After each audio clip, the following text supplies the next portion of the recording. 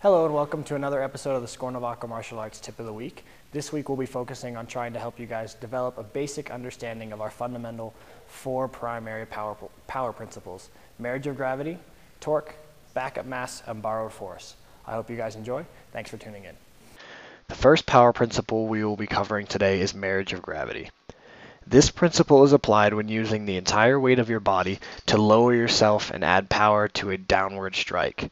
The most common stance for marriage of gravity is a wide kneel. This is a neutral bow where the knees are bent even lower. You can check this by using a thumb and finger handspan width underneath your knee. While this power principle is commonly used in board breaking, it can also be used to strike bent over targets such as the spine, the back, or the base of the neck, as well as being used to lower targets by pulling them down and sinking your weight into your knees as you do so. Here from a different angle is marriage of gravity executed from a horse stance. Our next basic power principle is torque. Torque is power generated from a twisting of the body, generally with the hips, back leg, and shoulder, and this is easiest to see in the forward bow where the back leg, back hip, and back shoulder turn to face the target. This can be done as a static thrust or with a snapping and whipping motion where torque is generated both on the forward and the return of the strike. As you can see in this slower demonstration, torque is aiding in power primarily with the back hand in use of the forward bow by twisting the foot, hip, and shoulder to add the weight of the body behind the strike. When using a medicine ball for visual reference, you can see when just the arm is used, there is minimal power, but if the entire weight of the body is twisted into the strike, the ball is launched much farther.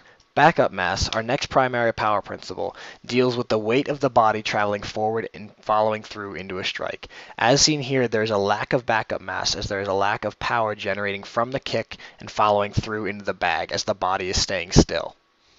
Using a push for visual reference, we can see the weight of the body contributing to the force of the push here.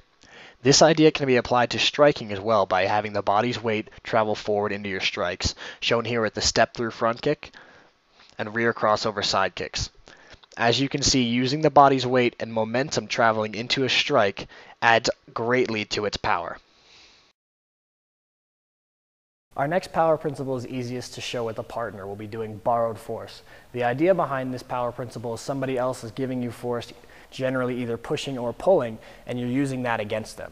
A really easy way to describe this and show this is if I just have Mr. Clark walk towards me, and I stick my hand out and stop him right in place, most of the force he's receiving from that strike is from him walking into my hand. So if he goes a little faster, you can see it's basically the same idea as what you see in professional wrestling with clotheslining or knights lancing each other, anything like that. And most of the force is coming from his forward momentum. So if he was to be coming in and I was to throw an elbow, as you can see, not much happened from me, but a lot of damage could have taken place from him just from him walking into the strike.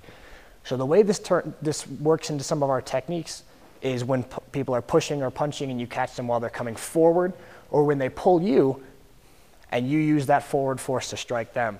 So one of our techniques, destructive twins, works very well with this, and we'll just do this as a push to start off. If I grab Mr. Clark and pull him towards me, and with all that forward force he pushes me, what's going to happen is he's going to gain a lot of power. So if he was to just push me without me doing anything, that's about how much he gets.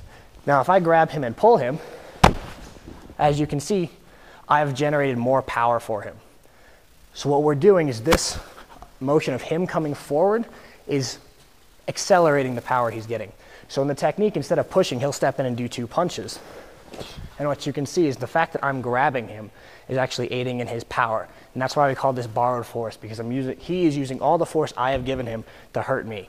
So as a quick review for you guys, our four basic power principles we covered today were backup mass, which is your body moving forward, generating more power with the entire weight of your body behind the strike. Torquing, which is the rotational force of throwing the strike, generally done by the back hand moving and the back hip lining up with it. Rear hand punching and things like that, or heel palms, generally are a good sign of torque. We have marriage of gravity, which is dropping all your weight for power, once again adding the weight of your body to the strike, so it's almost more of a vertical backup mass. And then we have borrowed force, where you are giving your partner force and they are returning the favor. So those are four basic power principles you guys can see. Hopefully you guys can see where they come in with your techniques and you can understand a little bit more how to use them in practice. Thank you for watching. Have a good week.